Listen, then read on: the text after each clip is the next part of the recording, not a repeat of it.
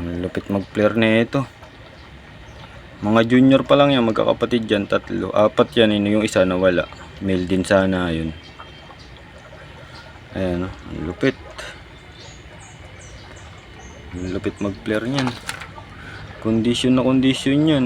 Sa natural habitat ba naman nakatira yan eh. Parang wild yung ano nila eh. Yung tirahan yan, parang wild.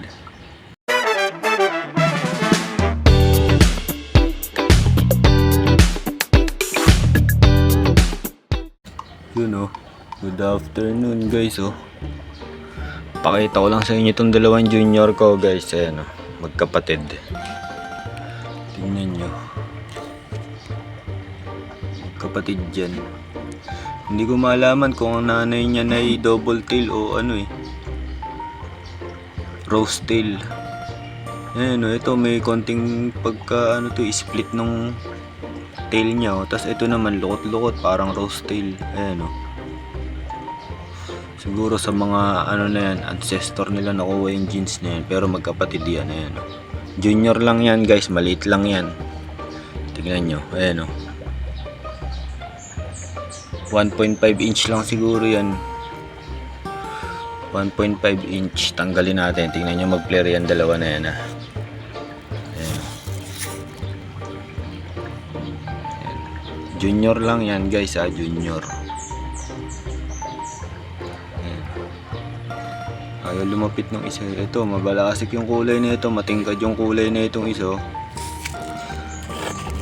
Walang sira yung buntot niyan guys ha. Ganyan talaga yan. Parang may split.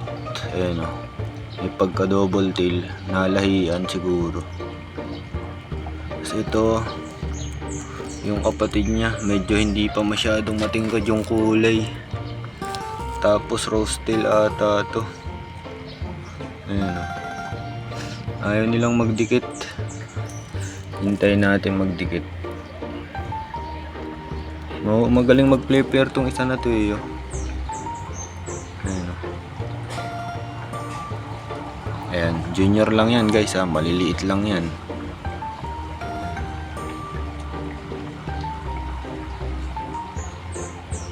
Ayan, lumapit. Ayan, tatagpo.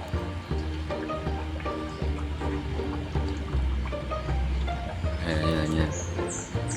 Ayan. Oh.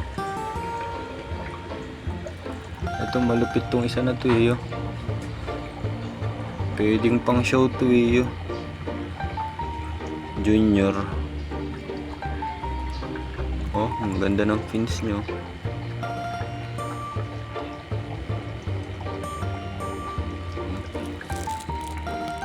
Mga junior lang yan guys. Hindi ko nga alam kung lalaki pa yan eh. Ito, rose tail naman kinalabasan nito. Pero magkapatid. Ilalagay ko yung isa nilang kapatid na female. May female dito. Tatlo yung mga yan. Wait lang, kukunin ko lang ah.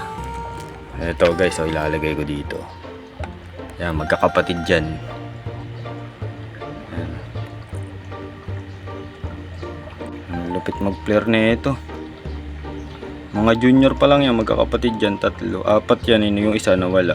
Male din sana yun. Ayan, lupit. Lupit mag-flare niyan. Condition na condition yan. Sa natural habitat ba naman nakatira yan eh. Parang wild yung ano nila eh. Yung tirahan yan, parang wild. Parang nasa natural habitat sila. Ito ayaw magpakita ang gilas na ito. Pero magaling din yan, nag-flare din yan. Nakakita ko nung isang araw yan. Ito malupit. Oh.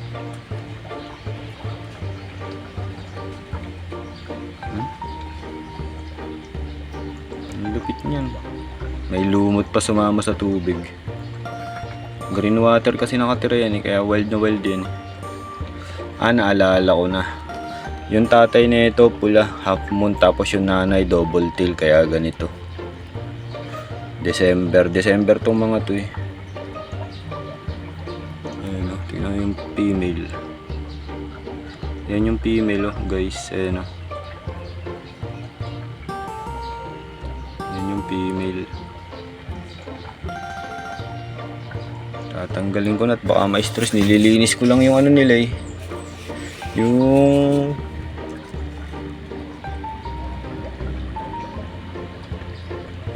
kulungan nila, yung enclosure niya, ayun, ay nangahabol. Tatanggalin ko na yung female at baka may stress. Masira pa yung mga fins nila. Tingnan nyo guys yung ano nila, enclosure nila kung gaano kalupit.